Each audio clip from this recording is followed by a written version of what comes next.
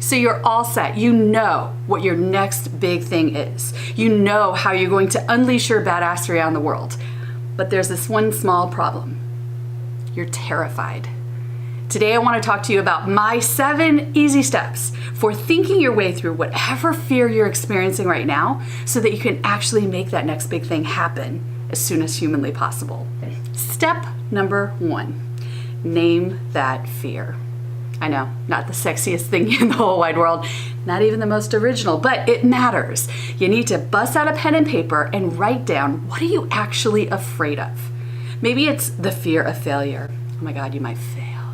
Or you're afraid of success. A lot of people are afraid not of actually succeeding, but what comes with that? Like, are my friends gonna think I'm a douchebag and all that kind of stuff? Or maybe you're afraid of embarrassing yourself. You know, if you actually go out into the world and start telling people, this is what I'm gonna do next, and you don't follow through like you didn't last time, you're going to make an ass out of yourself, and you don't wanna do that. Maybe you're just afraid of the unknown. Like, I don't know what I don't know yet, so that terrifies me, so I'm not even gonna start. Or maybe you're afraid you're just gonna disappoint yourself yet again. Whatever it is, I want you to name that fear. Write it down in a complete sentence. I am afraid of blank. There's power in stating what it is. Step number 2. Now that you know what the heck you're afraid of, we need to go ahead and let your imagination run wild. You see, you're already feeling all this doom and gloom about the fact that that fear could possibly happen. So let's go there. If you have in your mind this next big thing, this big goal, this dream that you want to do, this piece of badassery that you're ready to tackle, and you have this fear, what's the worst case scenario if that fear comes true? Like, really allow your imagination to go there. Oh my gosh, if I do this, if I tackle this next thing, like I take on YouTube, for example, and I'm a failure at it, then I'm going to be living under a bridge. Allow your imagination to go as far as it's gonna go, and then look at it realistically. If I fail at YouTube, I will not be living under a bridge, but what will it mean? What's the worst case scenario? Allow yourself to go there and jot it down. Step number 3. Okay, so that's one side of the coin. Time for the other side, people. What is the best case scenario? You know what this next big thing is. You know what this badass thing is that you want. What if everything goes your way? See, nobody does this, right? They allow their imagination to go to that negative, horrible place, but they don't allow themselves to think, what if everything goes my way? What if this works? What if my dream happens? What would that mean? What would that look like? What could be that best possible scenario? Jot that down. All right, step number 4. Now that we've looked at both sides of the coin of the best case and worst case scenario, now I want to look at, in these next 3 steps, your role in it, where you have responsibility. And so steps 4, 5, and 6 are control, influence, and no control. Where in this situation, where in this goal do you have complete control? You have complete control over a heck of a lot more than you think you do, my friend. Think about it. You have complete control over how much effort you put into this. You have complete control over your attitude about it. You have complete control over the resources that you put in place. Things like that. You want to think through the things you have complete control over. It's going to give you a huge amount of confidence. Step 5 is all about influence. Sure, you can't control absolutely everything. You don't have complete control over everything, but you have a heck of a lot more influence than you usually give yourself credit for. See, my clients do this all the time. They think I have complete control over these 3 things and no control over anything else.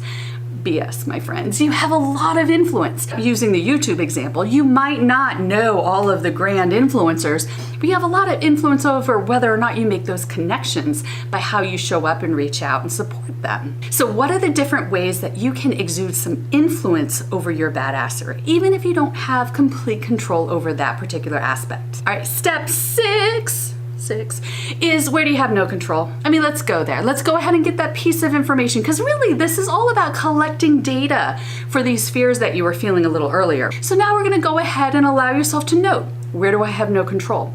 So for example, you have no control over what happens in world events, and you have no control over what somebody else is going to think, let's be real, although you might have influence.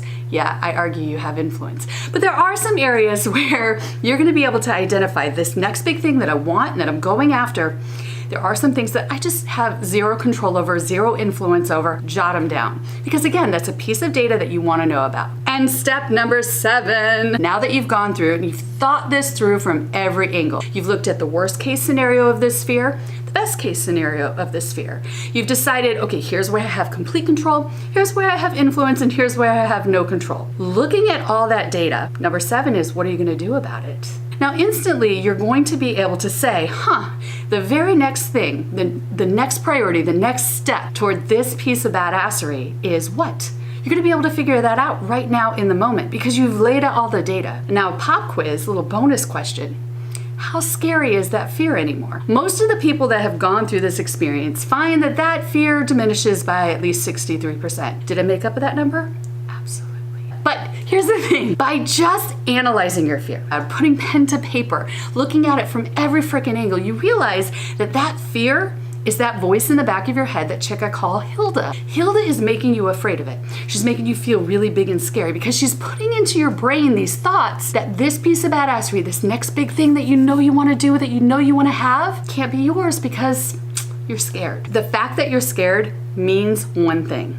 This matters to you. You wouldn't be afraid if it didn't matter. I mean it. I'm never afraid to go to the grocery store, though I really hate it, but that's because it doesn't really matter. But I am afraid of the things, the big exciting tasks and goals that are ahead of me. Those scare the crap out of me because they matter. And it's your body's way of saying, hello, wake up, stupid, this matters to you. You could let the fear win by not actually thinking it all the way through and just feeling it and sitting with it and allow that to sabotage you. Hilda wins, she hangs out with you with Bon. She's so happy. Or you could do something about it. Step 7. Do something about it. I want to hear from you. What is keeping you up at night? What fear are you feeling? Fill out this worksheet, these 7 steps, and tell me what are the 7 steps for you. I can't wait to hear from each and every one of you. I promise I will respond to every single comment. And if you like this video, do me a solid and go ahead and subscribe. The button's down there somewhere. If you click the little bell, you'll get a notification every time I have a new video made just for you. Thanks so much, and I'll talk to you soon. Today I want to talk to you about okay, let's try this again. Hey badasses, today I want to talk to you about, that's just boring. I will get my nerves together. I don't know what I'm saying. Okay, I can do this.